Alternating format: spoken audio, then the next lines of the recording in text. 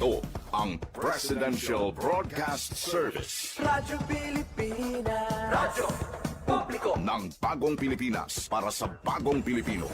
Naghahatid ng mahahalagang balita at impormasyon na guugnay ng pamahalaan sa sambayanan. Tulay sa himpapawid ng serbisyo publiko. Radyo Pilipinas. Radyo Publiko. Ang boses ng Pangulo. Sa Iloilo, Radyo Pilipinas. 585 AM. Philippine Standard Time, 1:07 sa hapon. Adlaw-adlaw, Lunes tubto Biyernes, pagdulong sang mga balita, hitabo, issue kag concern, may kaangtanan sa katilingban, sa kaayuhan, pati na ang sa ikaayong lawas. Halin sa mga concern sa mga bata, sang mga lamharon, nagadinalaga kag nagasinultero, mga hamtong, professional man o mamumugon, mga tigulang, kabuhi kag paghimakas sang mga ginikanan para sa ila kabataan. Pag-ulikid sang panwa, pagtingob sang magkasimanwa, para sa ikaayo sang ila kahimtangan. Ini ang Balitang Sosyal.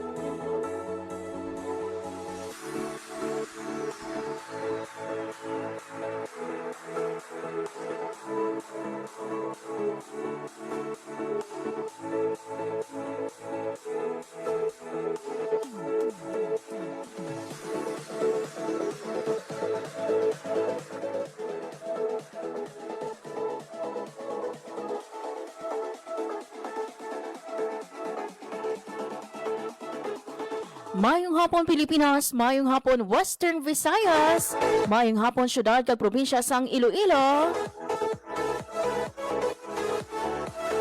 Welcome mga biyan sa aton nga pagpangalaga diri sa programa Balita Sosyal.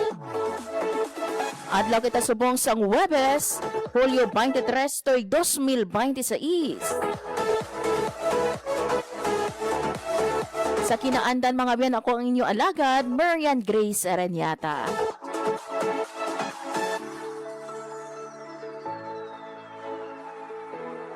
Mayong hapon no sa aton nga mga kauturan naka-tune in na sa 585 AM kag syempre sa mga nagalantaw sa aton nga Facebook Live sa Radyo Pilipinas Iloilo Facebook page. Kamusta kamo? Nakapanyaga na bala? Or ang iban sa inyo dira siguro no nagaluto pa lang? Kabay pa nung i-enjoy ninyong inyong lunch samtang nagapamati sa amo diri sa Radyo Pilipinas Iloilo. Mga biyan sa aton nga pagpangalagad subong nga hapon, lakip no sa aton nga pag-istoryahan. Maghahatag kami sa inyo sang update sa kaso sang dengue sa province of Iloilo. Nagaulan-ulan mga abino for the past weeks no, bangod man no sa mga naglalabay nga bagyo. Nagpabaskog sang aton nga southwest monsoon. Naka-experience kita mga abino sang pag-ulan-ulan. Basta ganino tig-ululan. Isa dira no sa mga dapat naton nga bantayan. Ang aton nga mga dengue carrying mosquito. So later on maghahatag kami sa inyo sang update kung bala no pila na ang kaso sang dengue sa province of Iloilo. Tingwaan naton mga beno nga makaupod no si Dr. Ronnie Labis, ang head sang aton nga Health Service Delivery Division. Agud maghatag man sa aton no sang update. Minoman no ang aton nga PHO no masako-sako man sa pag-implement sa mga programs. Pero later on no pasiplatan naton ang kaso sang dengue sa province of Iloilo. And istoryahan taman mga abyan no kay ti subong no. Basta gamay lang gani nga basa sang ulang gilayo nakabatsyag ang pila sa aton no sang trangkaso So isa mga abyano sa programa sang aton nga gobyerno for early detection no ining aton or ang pagtanyag sa aton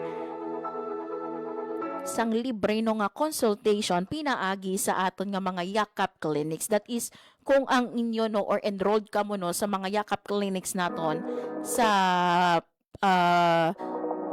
public no nga mga yakap clinics, pero kung mga private nga mga yakap clinics naton, of course no may ara kita sang co-payment. So isa mga abyano sa mga programa sang aton nga gobyerno sa ikaayong lawas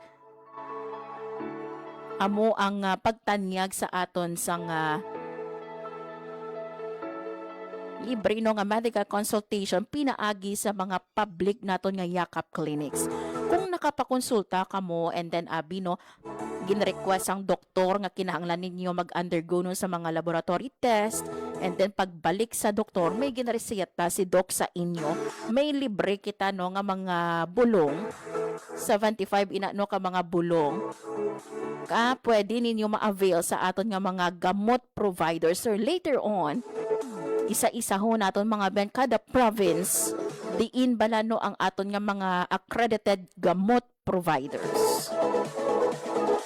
And istoryahan taman mga ben subong hapon pila sa mga expectations no sang aton nga mga lokal nga mga opisyal sa paghiwaton nga ikalima nga State of the Nation address ni Presidente Ferdinand R. Marcos Jr.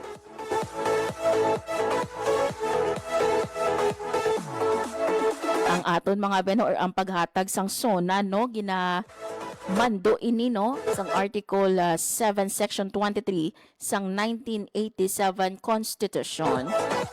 Sa diino nagaserbe ini kumbaga nga annual report sang aton nga mga presidente or sa Congress no sa estado no or current state sang aton man nga pungsod, and at the same time achievement sang administrasyon, and at the same time mga priorities.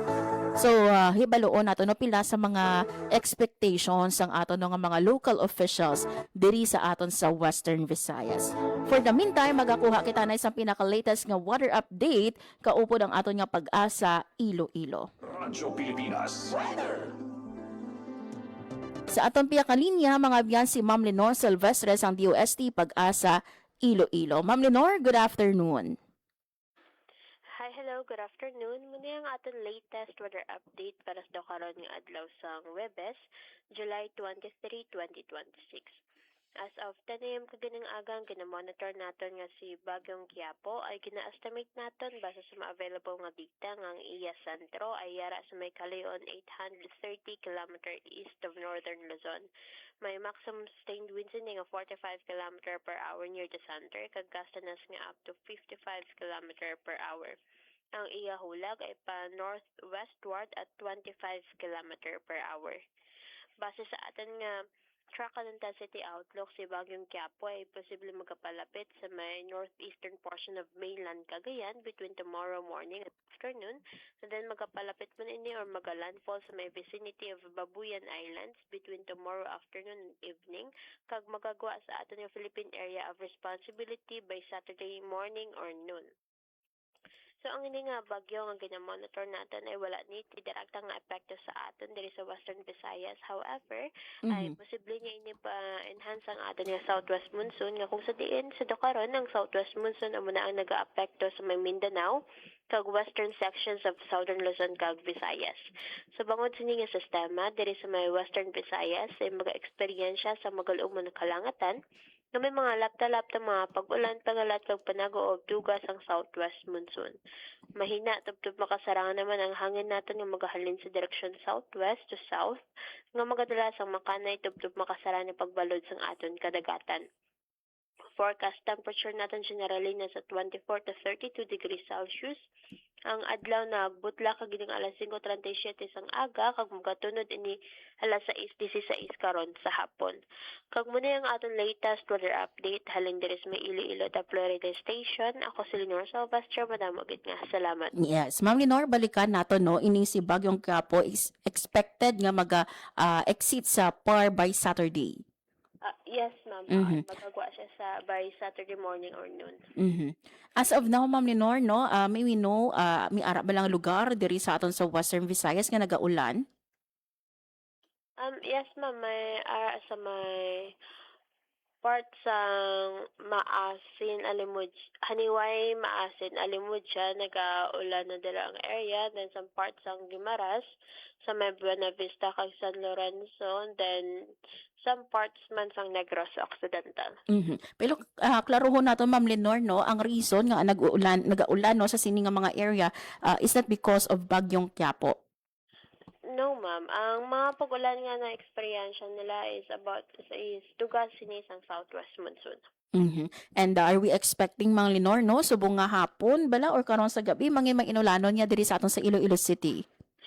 Yes, ma'am. Possible kita Mhm. maka-experience sa mga pag-ulan-ulan sa either karon sa hapon, gabi, or sa kaagahon naton, ma'am. Mhm. Ma'am Lenore, balikan ko lang ha. Ang ini si bagyong Quiapo, may ara bala sang landfall nga senaryo? Yes, ma'am. Mhm. Posible siya magapalapit or magalandfall sa may Babuyan Islands between tomorrow afternoon and evening. Okay. Lastly, Ma'am Lenore, no, ang imo nga panugyan sa aton nga mga tagpanamati. Ano lang kata, mag-monitor na kata sa aton nga weather update kag maghalong lang gid kita. Okay. With this, Ma'am Lenore, madamo gid nga salamat kag saliwat maayong hapon sa imo. Welcome, ma'am, kag maayong hapon man sa inyo. Radyo Pilipinas. Radyo Publiko. Radyo Pilipinas. There you have it mga biyano, si Ma'am Lenore Silvestre, ang aton nga weather forecaster gikan sa Pag-asa Iloilo sa pagdulong sa aton sa pinaka-latest nga weather update. Radyo Pilipinas. Radyo Publiko. Radyo Pilipinas. So ang ini mga biyano nga bagyo no, bagyong Quiapo, wala ya sang direkta nga epekto diri no sa aton sa Western Visayas, pero may mga areas kita ha diri no sa banwa sang Haniway, sa Alimudyan no, may mga and Maasin no nagaulan according kay Ma'am Lenore, that is because of southwest monsoon, hindi na ya because of bagyo. Kay ti ang bagyo no wala sang direkta nga epekto diri sa aton sa Western Visayas. So halong-halong gid no sa mga kauturan naton dira no sa Haniway, Maasin kag sa Alimudyan. Especially no sa aton dira nga mga motorista no, kung mabudlay gid no or mabaskog ang ulan, much better no nga mag panilong anay no, hindi pagpiliton, especially kung hindi makita ang dalan. Agod likaw no sa aksidente.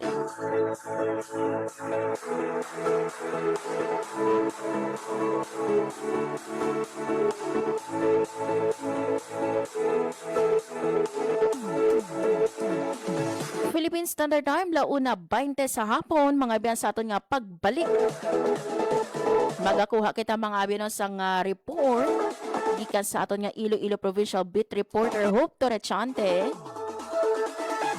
Baloon natin no, ano bala ang pahayag diri no ni Iloilo Governor Arthur Defensor Jr.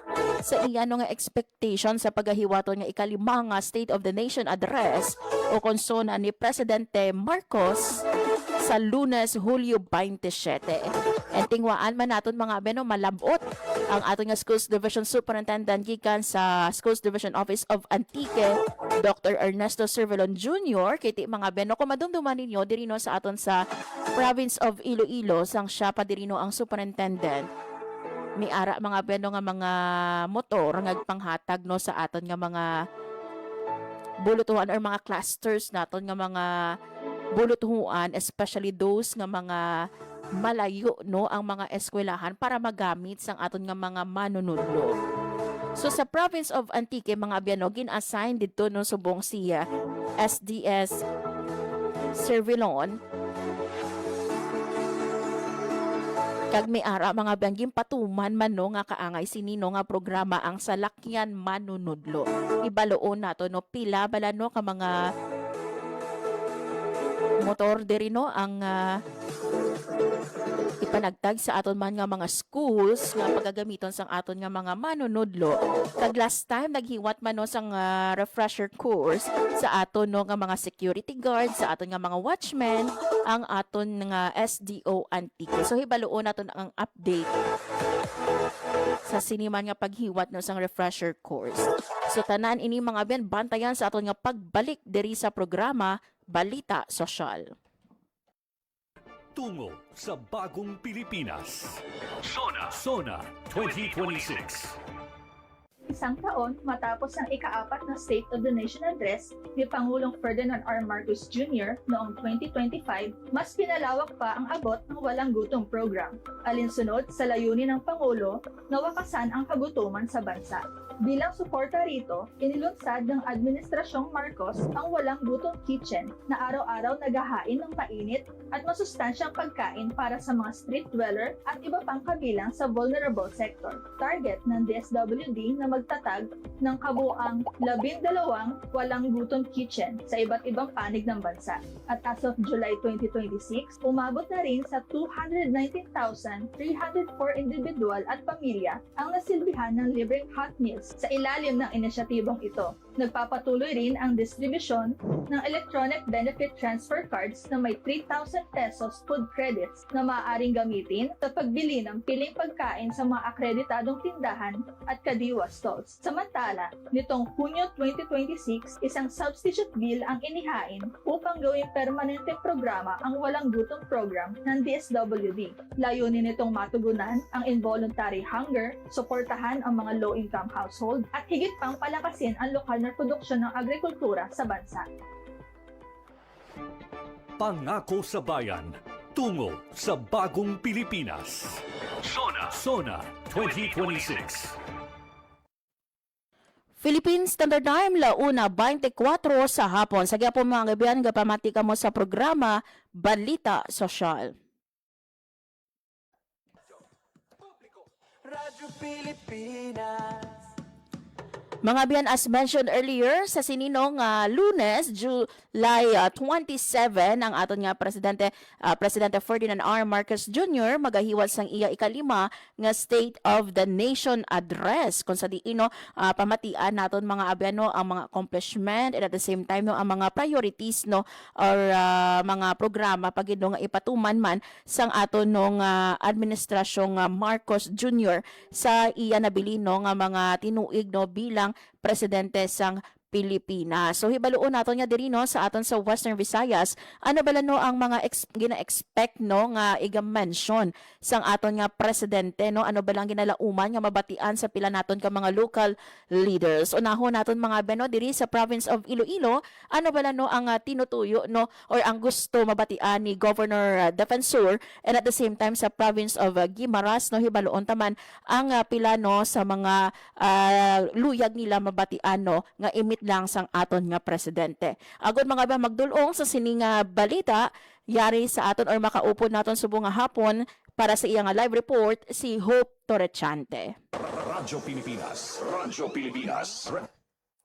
Hope, mayong hapon. Mayong hapon yan, nagalaom no, ang mga lokal nga opisyal sa probinsya sang Iloilo kag province of Guimaras nga magaserbe nga giya no, ang masunod nga State of the Nation Address o konsona ni President Ferdinand Marcos Jr. sa Lunes, no, July 27, partikular sa mga prioridad nga may direkta nga epekto sa lokal nga gobyerno and at the same time sa mga pumuluyo. So si Iloilo Governor Arthur Defensor Jr. yan nagpahayag no sang iya nga mga expectations no. In fact, medyo silingani ni Gov no kung hatagan pa siya tani sang duga nga tion, madamo pa siya sang gusto nga i-share, but nevertheless yan no para kay Iloilo Governor Arthur Defensor Jr. mga plano sa infrastruktura, ikaayong lawas kag agrikultura ang lakip sa mga luyag mabatian ni Iloilo Governor Defensor Jr. no sa State of the Nation address ni PBBM. Suno kay Defensor ginalauman ang civil infrastructure nga mamitlang kag especially sa kadugayon na niya yan no nga magpamati isang sona sang presidente, highlight gidman kuno ya ang civil infrastructure bangod para sa iya kag naibaluan niya nga naibaluan sang presidente nga ang infrastructure ginakabig nga economic driver. So ginalauman man niya sa patag naman niya or sa sektor sang ikaayong lawas ang direksyon no sa pagpatuman sang Universal Healthcare Law.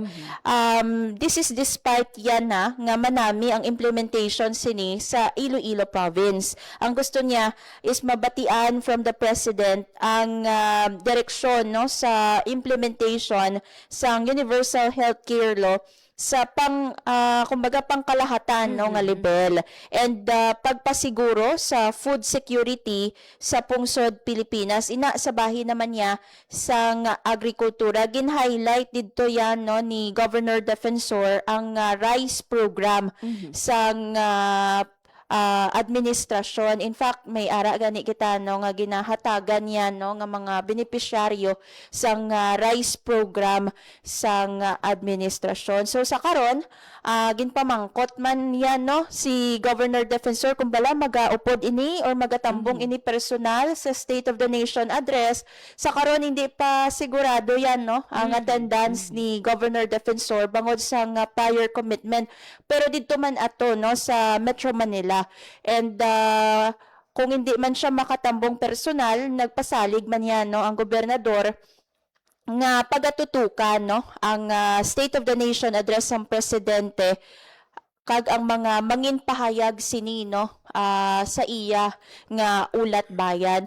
Pero yan hindi lang si Governor Defensor ang nagpahayag sang iya nga expectations para sa State of the Nation address. In fact, si League of Municipalities of the Philippines o kon LMP Iloilo Chapter President kag badyangan Mayor Suzette Mamon nagpahayag no nga importante nga maplastar sang presidente ang mga nangin accomplishment sang administrasyon sa idalom sang pagpamuno ni President Ferdinand Marcos Jr. Lakip na diri yan ang mga plano para sa nabilin no nga tuig sang pagpamuno ni PBBM. So ang ginahulat-hulat man niya nga mabatian ang plano no sa poverty alleviation o kung kontra sa kahirapan yan amo man ang pagpadayon sa mga proyekto nga infrastructures no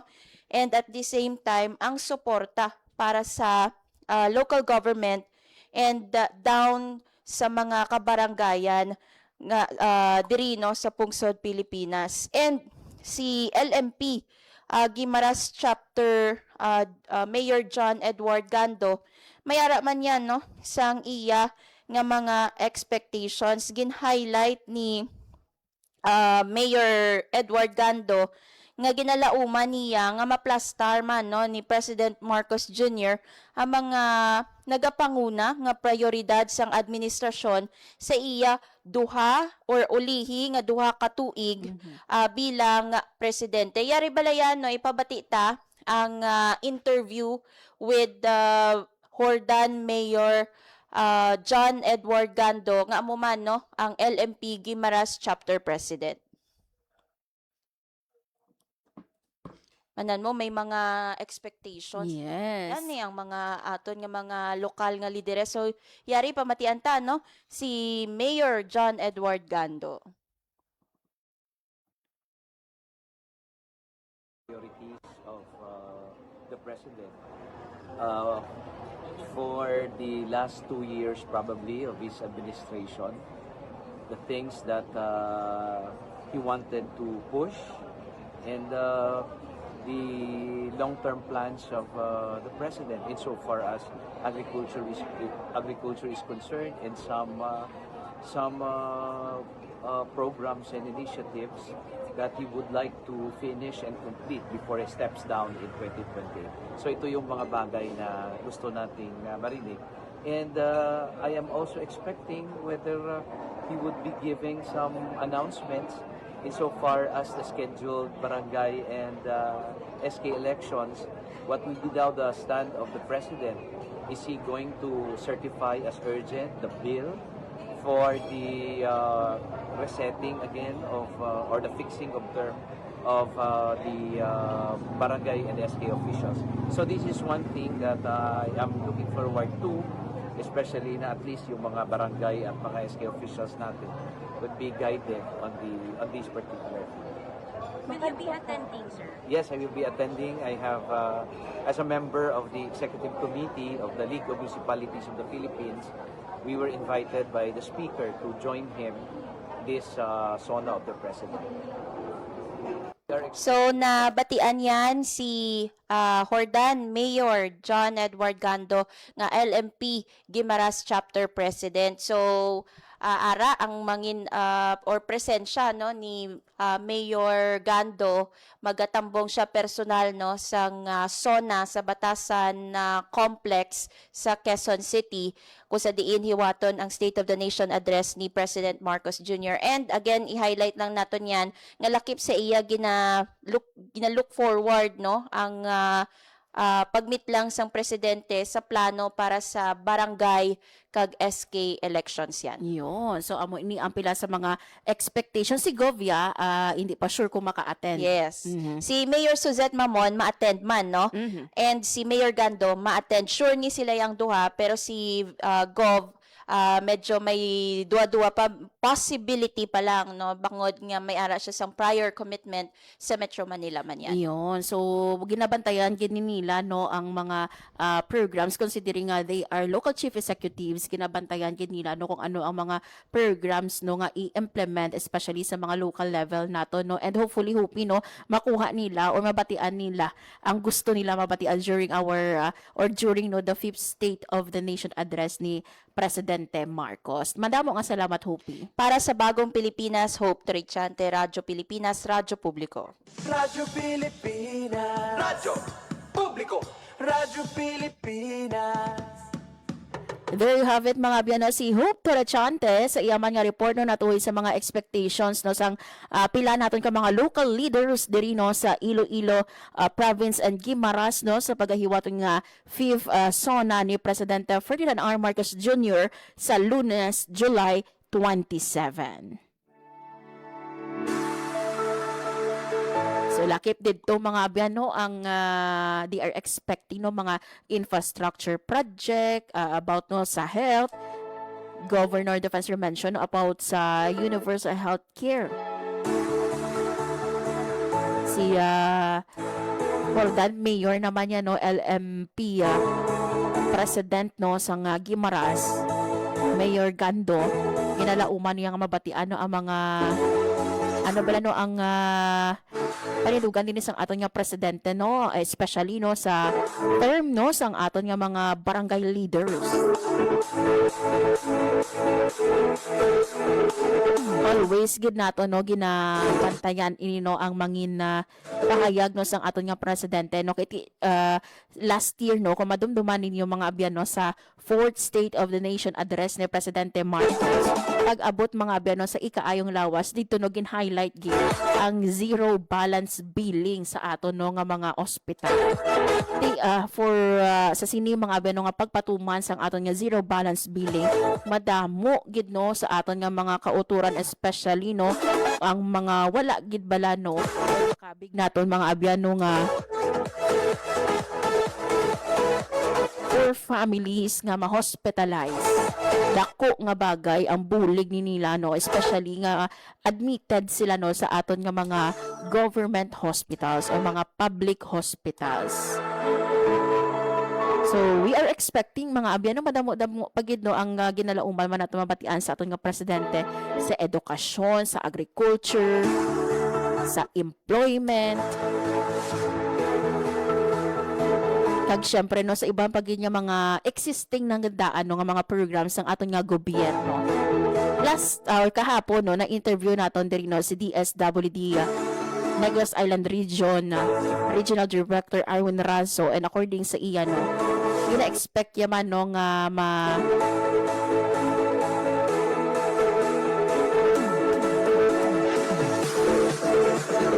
ina-expect niya mga biyano nga i-highlight man no ang pila sa mga programs sang ato no nga DSWD or ma-mention no ang programa and services no sang aton nga Department of Social Welfare and Development. So bantayan naton, dululungan naton nga bantayan sa Lunes ang manginsona no sang aton nga presidente. Importante ini no para mabalaan naton ano ang mga naobra na, ano ang pag-obrahon pagit sa mga masunod nga tuig.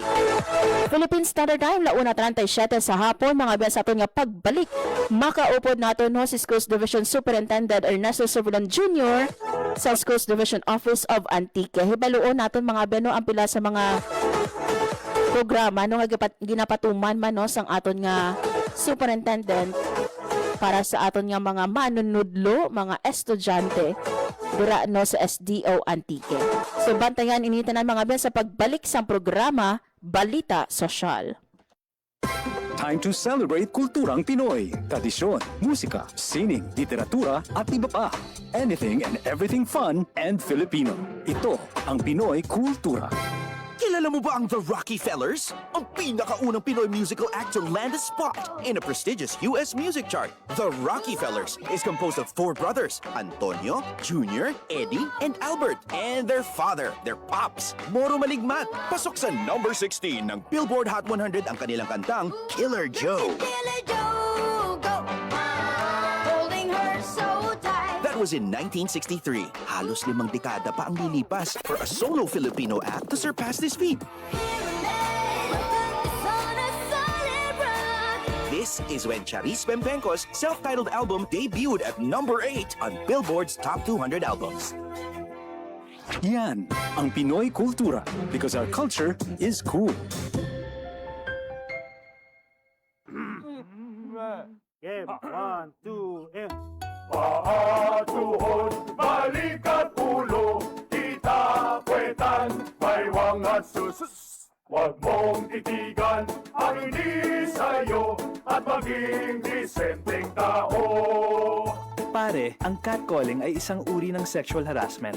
Di biro ang sexual harassment at di nakakamacho ang pang-aabuso. Isang paalala mula sa Philippine Commission on Women at ng himpilang ito. Maging fuel efficient. Planuhin ang bawat biyahe para iwas traffic. Mag-carpool para sa mababang carbon footprint at emission. Tipid na pamasahe, may savings ka na aabot sa 10%.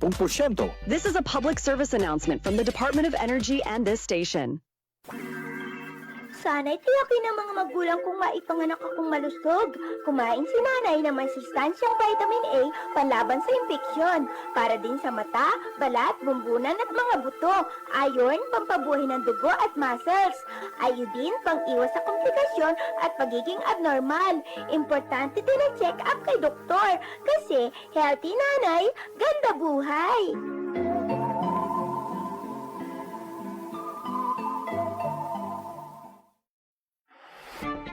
Pangako sa Bayan, tungo sa bagong Pilipinas. Sona 2026. Sa direktiba ni Pangulong Ferdinand R. Marcos Jr.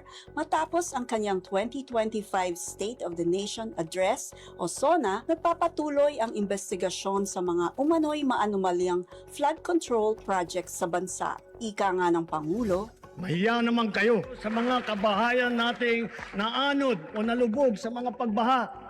Mahiya naman kayo. Kabilang sa mga hakbang ang pagrepaso sa libo-libong proyekto, pagsasampa ng mga kaso laban sa mga pinaghihinalaang sangkot at pag-blacklist ng ilang contractor.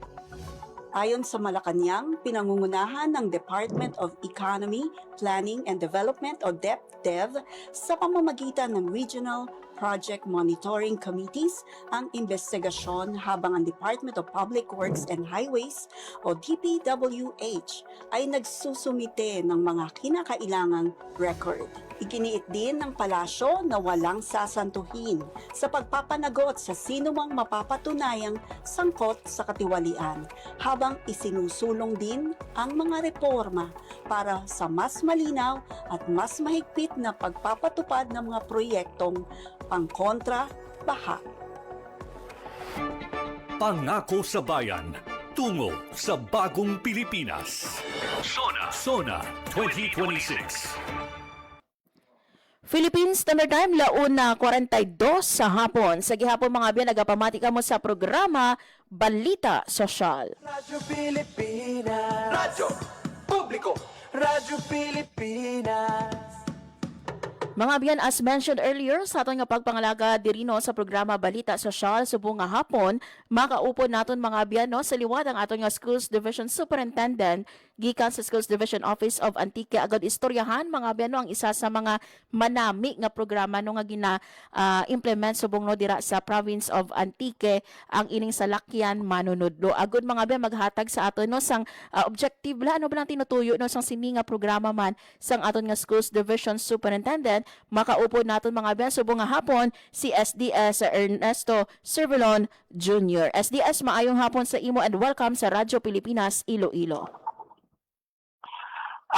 Yes ma'am, maayong hapon kag madamugid nga salamat sa imo kag sa Radyo Pilipinas, specifically diri sa probinsya sang Iloilo. Yes. SDS, we would like to know no ining pagpatuman or another program nga ginpatuman dira no sa SDO Antique ining salakyan manunudlo. May wino SDS, ano bala ang tinutuyo sa siniman nga programa sa imo ya nga pagpamuno dira sa Antique?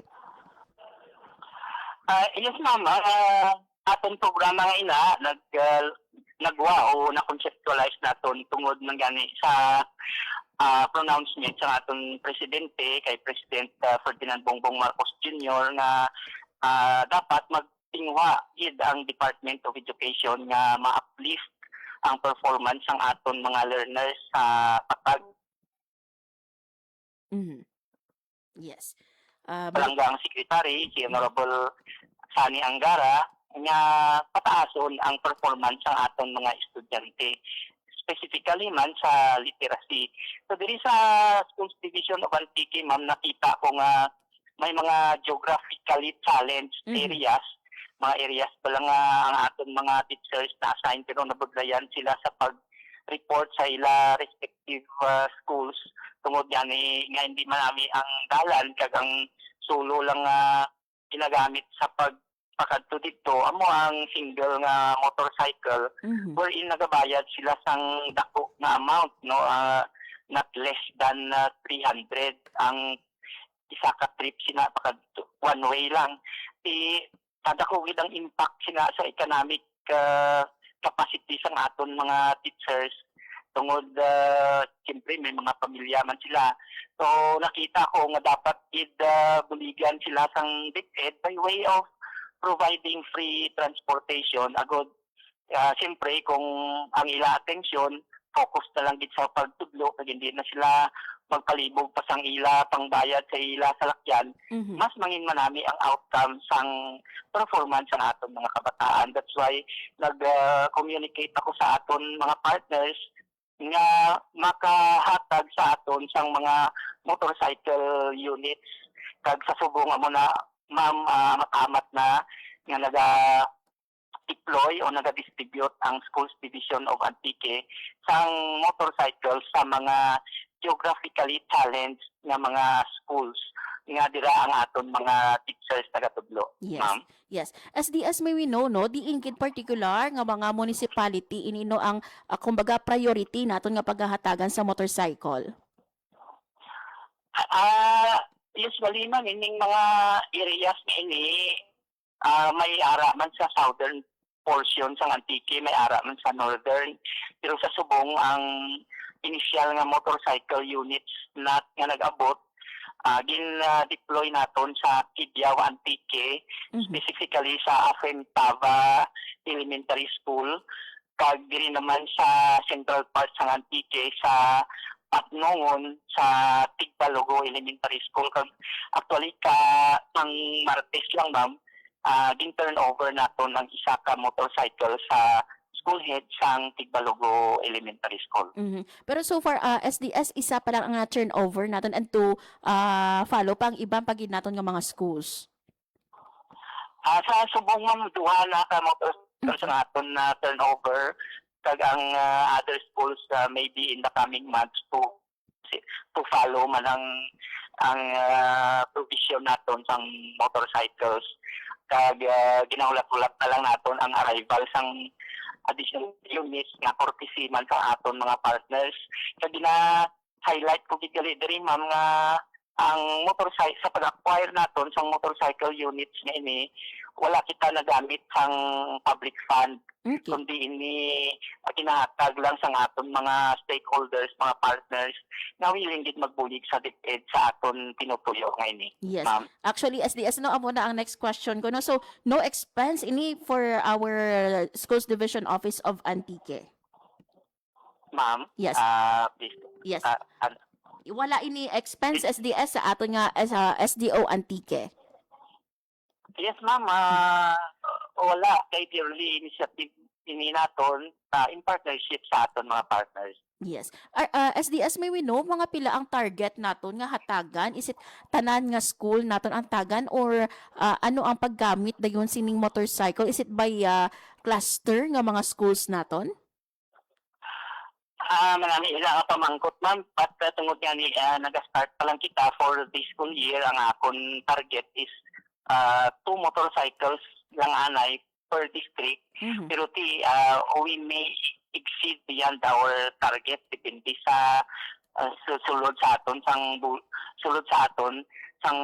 sa aton mga partners. Kag for a start, feeling ko it shall be used by a cluster of schools. Like for example, ang Tigbalugo Elementary School sa Patnongon, may mga adjacent schools ina lang, like Silia Elementary School, Tig-Angkal Elementary School, Villa Flores Elementary School, kag sa Malagi Elementary School. So sa subong ang aton instruction sa ilang other schools, other teachers kali in those schools, pwede hindi nga makagamit sang motorcycle nga ina. Kag istoryahan lang nila or i-discuss lang nila ang schedule sang pila paggamit. Pero ang bali caretaker did sang motorcycle is ang Tigbalugo Elementary School. Yes. SDS, for clarification, manong apart sa aton nga mga teachers, pwede man ayhan magamit ni sang aton nga mga estudyante, especially those nga may mga competition abing ang mga estudyante naton no sa banwa mismo sa mga LGU naton. Yes, ma'am, basta ara lang ang teacher, halimbawa coach sa aton estudyante, kag within the capacity lang sang motorcycle kasi makakarga ini sang 3 or 4 kung gagmay man lang makasakay, pwede gid makagamit ang aton mga estudyante. Pero may counterpart man abi na mga project kami diri ang Pedal of Hope. Nga provision naman sang bicycles sa mga estudyante naton nga courtesy man naman sang aton mga private partners. Kag sa subong medyo madamo-damo na nga mga estudyante ang natagan naton sang bisikleta nga libre man ma'am para sa aton mga estudyante nga nabilong bala ang economic status nila below bala sa standard sang aton economic level. Kag happy kita nga both teachers and students or learners namon na ma-capture gid sang aton projects. Kung hindi man madulungan tanan, at least sa matamat, maka-extend kita sang bulig sa ila. Yes. SDS, ang ini nga Pedal of Hope sa mga estudyante naton, bali pila na, mga rough estimate, SDS, mga pila na ka mga bisikleta ang nahatag naton?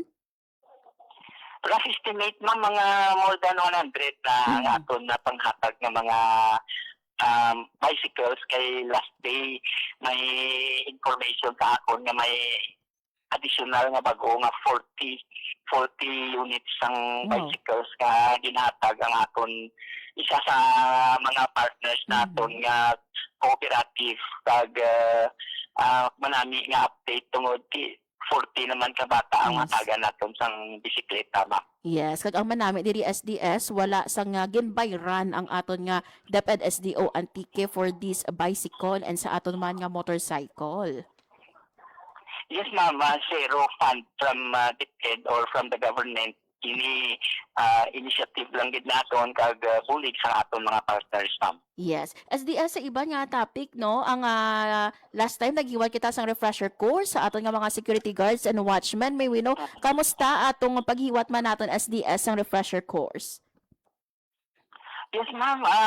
Tungod din na sa demand sang security and safety sa aton mga estudyante sa mga eskwelahan, amo to nga nag-conduct kita sang refresher course sa aton mga security guards kag manami man kay right after sina nakita naton nga may improvement gid sa pag-handle sang security protocol sa on the part of our security guards kag kabay pang tiini mangyan initial activity which will serve as a deterrent sa ilan naton ka mga estudyante nga tikon sang una medyo may gamay nga deviation sa ila pagpaminsal pero tungod sang mga bag-o nga inputs nga ginhatag naton sa mga security guards mangin smooth na ang paghulag nila dito kag mag-guide sang maayo ang aton mga kabataan sa eskwelahan, ma'am. Yes. Last time SDS no na istoryahan man naton ang pag-purchase naton sang aton nga metal detector. May ara bala kita nga mga schools na nga nagbalakas ang ilang nga metal detectors?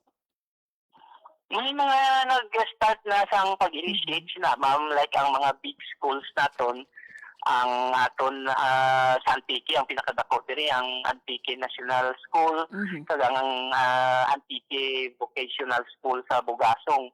So muna sila ang mga initial schools nga nag-signify